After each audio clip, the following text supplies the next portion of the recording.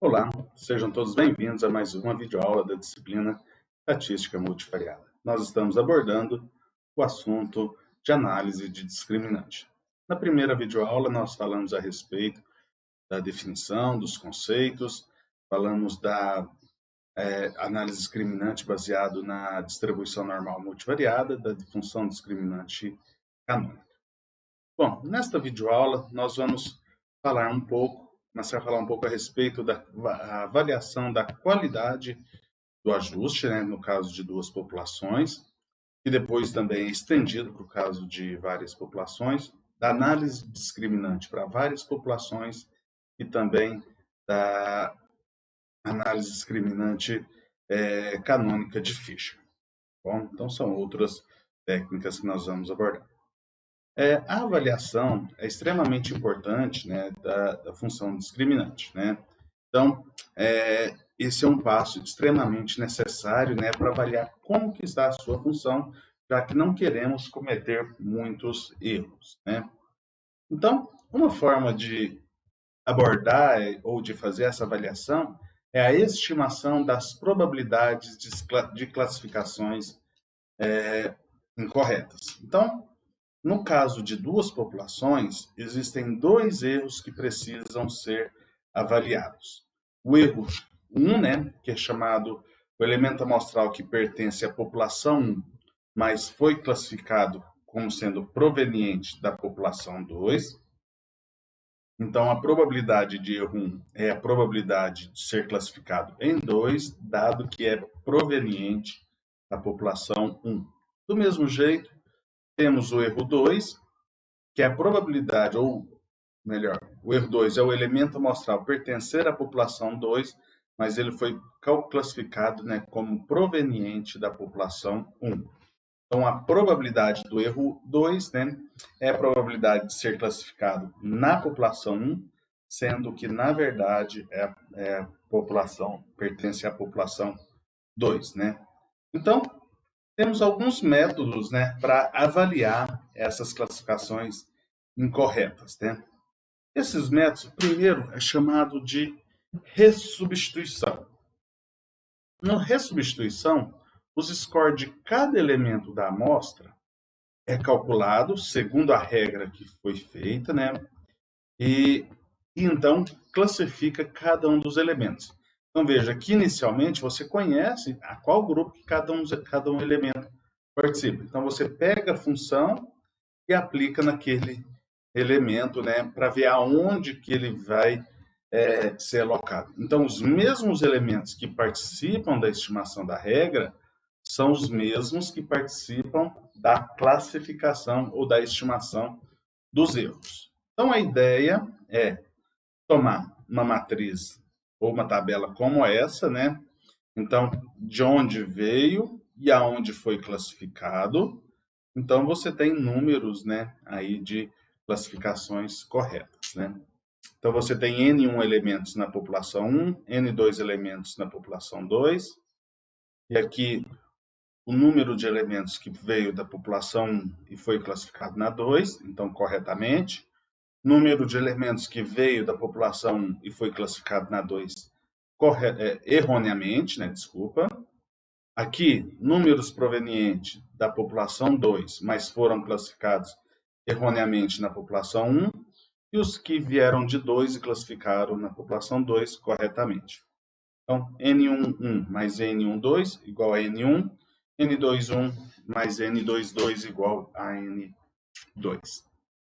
Então, as probabilidades do erro 1 e do erro 2 são definidas pelas probabilidades condicionais.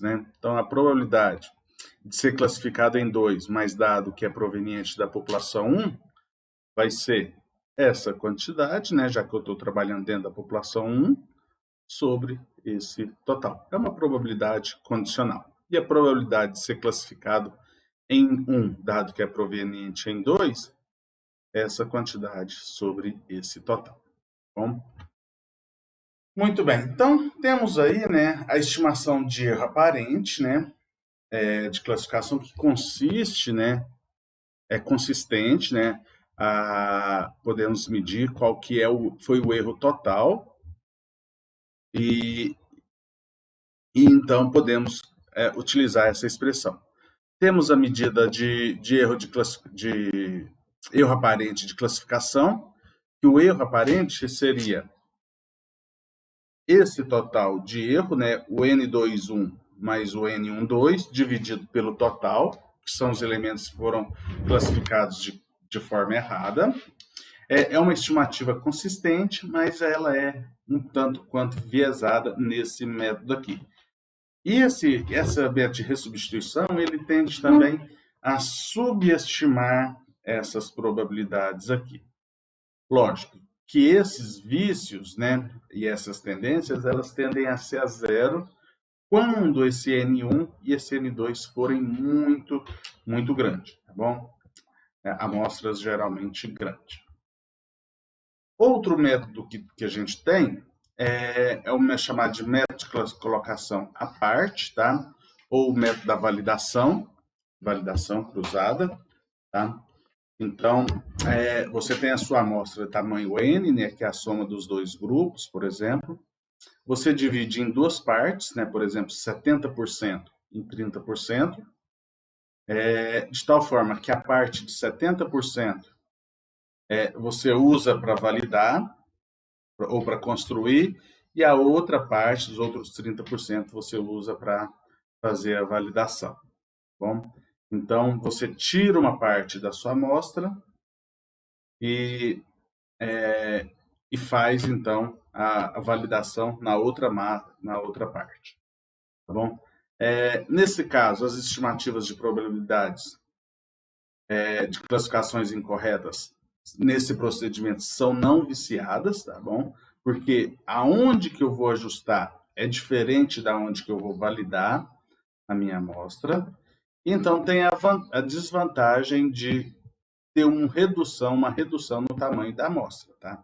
A amostra, ela reduz muito se você utilizar esse outro método aí. Normalmente, né, as pessoas acreditam, né, e é recomendável as referências bibliográficas que você deva deixar de 25% a 50%, né, das amostras para que seja feito a validação. Tá? Eu tinha dito 30%, 70%, então, dentro dessa quantidade aí, está bom. De certa forma, então, já que você vai separar em duas partes, você não pode utilizar, né, quando você tem amostras pequenas aí. E o outro teste, né? Eu acabei não falando, né? Mas você acaba construindo a tabela, igual no caso anterior, e faz as estimativas das probabilidades lá de erro. O método de Lentin-Brute, ou validação cruzada, consiste em você fazer o seguinte passo,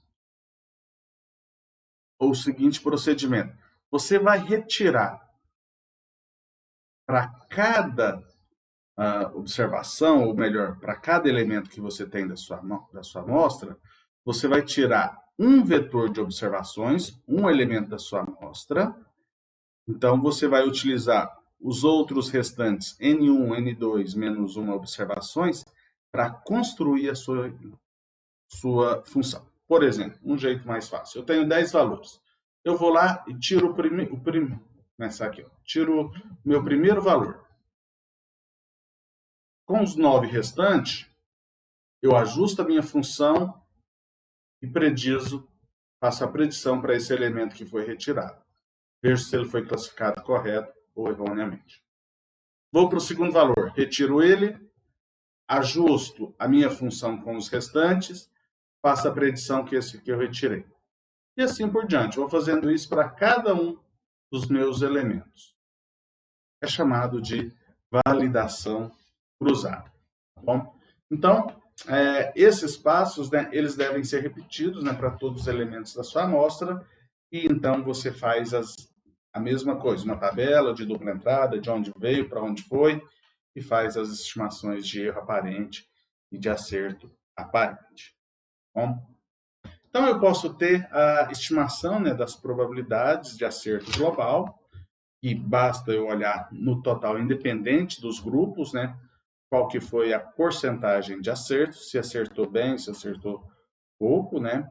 Então, seria o N1 mais o N22, né? Naqueles dois casos. E aí, para uma análise da qualidade da distribuição função canônica, é necessário, né, que esses erros 1 e erro 2 não sejam avaliados, né, de forma separada, mas eles sejam avaliados de uma forma geral com o acerto global, tá? Ou com a taxa de erro aparente, né? Então, que é o contrário, né, da taxa de acerto global. Então, não olhe simplesmente para uma medida, para uma probabilidade de acerto ou para uma probabilidade de erro. Olhe no conjunto, né, para você ver essas probabilidades. Tá? Então, é possível, por exemplo, possível acontecer que uma função ela tenha um acerto global muito grande, mas quando você olha para alguns erros, também tem probabilidades grandes, né? Ou para algum desses erros. Porque às vezes ela acerta para uma situação, mas ela erra muito para outra, mas ele acaba aumentando essas probabilidades de erro. Bom, então, só para vocês verem, naquele caso das empresas que nós falamos, né, apresenta aqui para vocês, foi feito o método da ressubstituição e da validação cruzada, tá? Por conta do tamanho das amostras, e utilizando a função discriminante de Fisher, olha o seguinte. Primeiro, pelo método da ressubstituição. Tinha um total de 21 empresas do grupo 1, 18 foram classificadas corretas e 3 erradas. 25 empresas do grupo 2, 24 certas e uma errada. Bom, então, a taxa de erro, né, a probabilidade de ser classificado em 2, dado que é proveniente de 1, 3 sobre 21. A probabilidade de ser classificado em 1, dado que é proveniente de 2, 1 em 25. Bom, então, essa seria, né, as probabilidades aí de acontecer. Tá bom? Então, para o caso da validação cruzada, né, aqui teve 18 e 24 acertos, né? Você tem. Para o caso da validação cruzada, você tem, para a população 1, permaneceu a mesma coisa, né? 18 e 3, né? As mesmas probabilidades. Para a população 2, aconteceu uma redução, teve teve um aumento aí na probabilidade de 1, dado que é proveniente de 2, que aí agora é 2 sobre 25. Tá? Então, com isso daqui mostra que você consegue avaliar, né, os dois métodos. Logicamente, sempre que possível, darmos preferência, né, pelo método da validação cruzada para evitar alguns viés aí. Tá? Então, veja que essa função, as probabilidades de erros foram bem baixas, né? 3 em 21, 2 em 25. A probabilidade de acerto, 18 mais 23 dividido por 21 mais 25, vai dar probabilidades aí bem altas.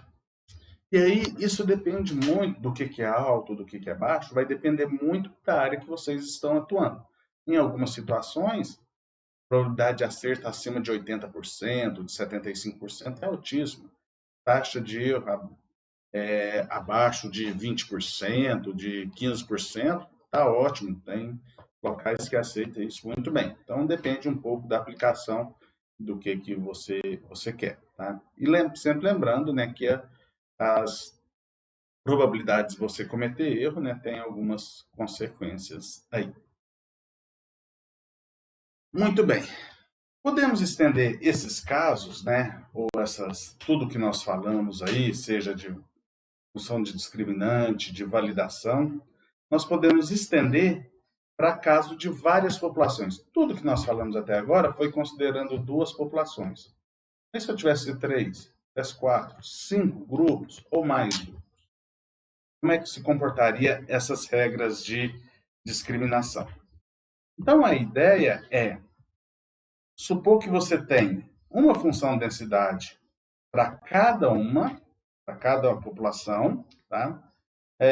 Vamos supor que essas regras, né, que essas funções sejam uma distribuição normal, então queremos maximizar, né, as probabilidades, né, de erros cometidos de forma de classificação incorreta. Bom, então, nesse caso, nós devemos proceder da seguinte forma para um vetor, né, de cada uma das populações. Nós vamos calcular o valor da densidade, a função densidade de cada população, e a amostra ou o elemento será classificado na população que tiver o maior valor da função de densidade, que é aquela mesma ideia que nós fizemos lá na razão de verossimilhança. Eu tinha duas funções de probabilidade, só que eu fazia a razão delas. Aqui, se fosse maior do que 1, eu classificava para a função que estava no numerador. Se a razão fosse menor do que 1, eu classificava na função que tinha o denominador. Aqui agora não, eu tenho várias funções, a ideia é pegar aquela que tem o maior valor. Tá bom? Então, pensando agora no caso de uma distribuição normal p variada, eu posso classificar os elementos para uma população, dado que eu posso considerar essas quantidades aqui, para uma determinada quadrático, né, para um determinado coeficiente quadrático, e calcular essa quantidade. Ó. Depende do determinante da matriz de variância e covariância, do vetor de média populacional. Então, eu calculo esses coeficientes quadráticos para cada população. Eu tenho o coeficiente quadrático da população 1, da população 2, da população 3, da população 4, 5, 10, 20. Pego o vetor, o elemento que eu quero alocar, avalio em cada população, em cada coeficiente. Aquele que tiver o maior valor é aonde que eu vou alocar a minha distribuição. Bom, na prática, aqui, apesar de que a distribuição, os coeficientes quadráticos falam em matriz de variância e vetor de média populacional, na prática vamos usar os elementos amostrais, tá? Matriz de variância e covariância populacional e vetor de média amostral. Se eu supor, ou se eu souber que as matrizes de variância e covariância dos K grupos ou das K populações são iguais, eu posso substituir aqui, né, por a matriz de variância, variância e covariância ponderada, né, ou única ou combinada, né, como alguns dizem, pelas graus de liberdade de cada elemento amostral de cada grupo.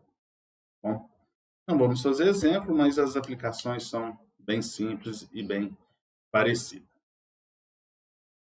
Para terminar, nós temos o que nós chamamos de função discriminante canônica de Fisher.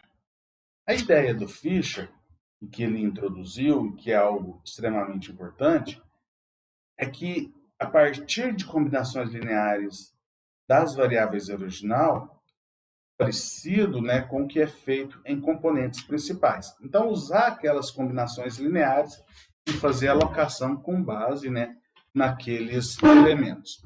Então, vamos supor que nós temos P variáveis aleatórias, G grupos, G populações, que podem ser normais ou não, né, apesar de ele estar falando que é normais, e queremos que fazer a discriminação entre elas. E também, né, supondo que as matrizes de variância e covariâncias sejam todas iguais. Nesse caso, então, eu posso construir S combinações lineares. S é o mínimo do número de grupos menos 1 e o número de variáveis. Tá bom? Então, se eu tenho lá 10 grupos e 5 variáveis, eu posso construir 5 variáveis. Se eu tenho 3 grupos e 50 variáveis, eu posso construir 2 pares, né, de funções discriminantes. Essas funções discriminantes são definidas como lá em componentes principais, tá? Então, encontramos coeficientes, que sejam combinações ou que vão ser os coeficientes das variáveis para gerar as combinações lineares, tá? E esses coeficientes vão ser os autovetores relacionados aos autovalores desse produto de matriz aqui, ó, inversa de W vezes B. Bom, então o que eu tenho que fazer? Pego essa matriz, W, inversa de W vezes B, acho os autovalores, acho os autovetores. E aí é a mesma ideia que nós tínhamos lá em componentes principais. Tá? Os primeiros autovalores são os maiores, né? Os primeiros autovalores, as primeiras componentes, explicam a maior taxa. E aí, à medida que vai aumentando os vai pegando ordem maior, vai diminuindo, né? Esses autovalores, consequentemente, vai tendo menor importância. Como que eu encontro essa matriz W? Essa matriz W, eu tenho que pegar, por exemplo, o primeiro grupo. Calculo a média, o vetor de média do primeiro grupo. E aí eu vou fazer a primeira observação menos o vetor de média, esse vetor vezes o transposto dele. Essa diferença vezes esse vetor. Então vai dar mais segundo elemento do primeiro grupo menos o vetor de média vezes essa diferença transposta. Mais. E assim por diante. Vou fazendo isso para o segundo grupo. No segundo grupo, calculo a média dos elementos, faço o elemento do segundo grupo menos a média vezes a transposta dessa diferença. E assim por diante. Eu vou fazendo com todos os grupos. Então, vai gerar o que nós chamamos dessa matriz W. Bom, a matriz B, o que eu vou fazer? Eu vou pegar o vetor de médias do primeiro grupo menos o vetor de média geral de todos os grupos vezes esse valor transposto. Faz mais a segunda informação, né, o segundo vetor de médias menos a média geral vezes a sua transposta e assim por diante. Então, eu vou gerar essas duas matrizes W e P. Eu esqueci aqui, ó, que em cada parcela eu preciso de multiplicar pelo número de elementos que eu tenho. Tá? Qual que é o tamanho da amostra em cada grupo. Então, eu encontro as matrizes W e B e faço, né, essas decomposições. W e B são chamadas matrizes de somas de quadrados, né, e produtos cruzados dentro e entre os grupos, tá? W de within e B de between, então entre, né, dentro e entre. Então, pode ser mostrado que essas combinações, né, são as de maiores poderes, né, de discriminação dentro de variáveis, né, utilizadas para discriminação. Assim como em análise de componentes principais, há uma ordenação, né, de importância. Né? A primeira função discriminante é a que vai ter o maior poder discriminativo, a segunda função é a segunda função com maior poder discriminativo, e assim por diante. Em muitos casos, né, eu posso usar aqui a quantidade de funções que traz uma característica importante para nós. Tá? Às vezes eu posso pegar a primeira e a segunda e a terceira, até que eu tenha uma quantidade substancial de informação acumulada por essas funções discriminantes. Tá? Então, depois que eu obtive as funções discriminantes, o que eu tenho que fazer? Eu tenho que pegar para cada elemento da minha amostra, obter os scores das funções discriminantes para eles, tá bom? E então, eu vou ter um vetor de média, né, desses scores para cada grupo, né, para cada população. E então, eu vou calculando, né, a distância entre o novo elemento que eu tenho, que eu vou substituir naquelas funções, e a distância de vetor de média.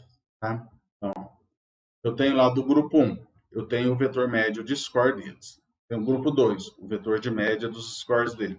Do grupo 3, o vetor de score da distância dele. Chegou um novo elemento,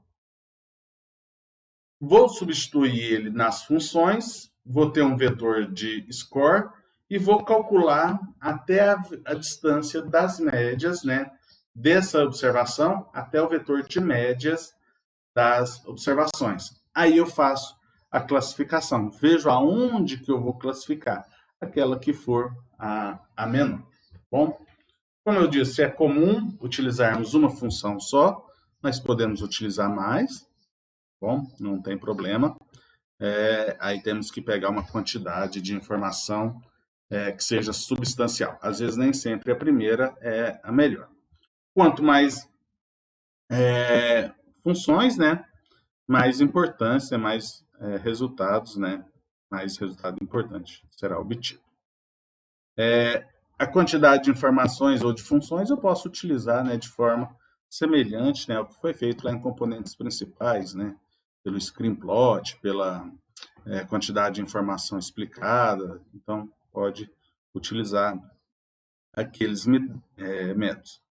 E uma característica muito importante desse método é que ele não depende intrinsecamente da normalidade multivariada. Então, eu posso usar esse critério para dados, né, onde que a normalidade multivariada não é verificada. Então, posso utilizar muito bem esse elemento aí. Por exemplo, vamos fazer esse exemplo aqui para vocês verem. Suponha que eu tenho os seguintes vetores, né, de 3 grupos, né, e 2 variáveis cada um deles, tá? Então, o mínimo de G menos 1 e 2, então eu posso construir até 2 variáveis canônicas, né? Ok? Então, sem problema. Então, a população tem os elementos, né, da amostra 1, da amostra 2, e podemos, né, fazer, então, esse elemento. Vamos, então, mostrar um pouquinho aqui.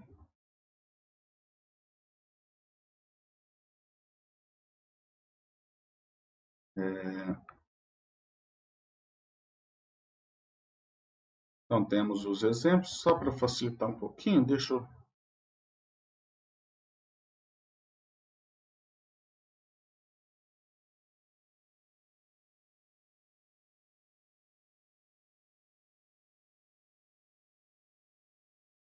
colocar aqui nos meus dados a nossa amostra, né? Que são esses elementos aí. Então, ó, pegou a população 1, calculou o vetor de média. Desculpa. Grupo 1, calculou o vetor de médias. Grupo 2, vetor de média. Grupo 3, vetor de média. Média de todos os vetores, vetor de média geral. Bom? Então, como é que eu vou calcular a minha matriz B? Então, eu vou fazer esse vetor menos esse vezes a transposta vezes 3, mais esse vetor menos esse vezes essa transposta vezes 3, mais esse vetor menos esse vezes a transposta vezes 3, vai me gerar essa matriz aqui. Bom? Então, é a matriz B. Matriz W. Vou pegar esse elemento menos esse vetor, vezes essa transposta, mais esse menos esse vezes essa transposta, mais esse menos esse vezes essa transposta, mais esse vezes esse vezes a sua transposta, e assim por diante. Esse menos esse vezes a transposta, mais até esse menos esse vezes a transposta. Vou ter a matriz W. Vou fazer a inversa de W vezes B. Eu tenho como resultado esse produto aqui e vou calcular os autovalores dessa matriz. Então, me surge lá 2,86 e 0,94. Bom, então, relacionados a essa matriz e a esses autovalores, eu consigo encontrar esses autovetores aqui. Ó. Esses dois autovetores. Então, ó, a minha primeira função discriminante ela é 386, 386x1, 495, 495x2. Então, aqui estão os coeficientes das variáveis da primeira combinação linear. 0,938x1 menos 0,112x2. Os coeficientes da segunda combinação linear. Bom? Então, veja o seguinte, o que eu posso fazer agora?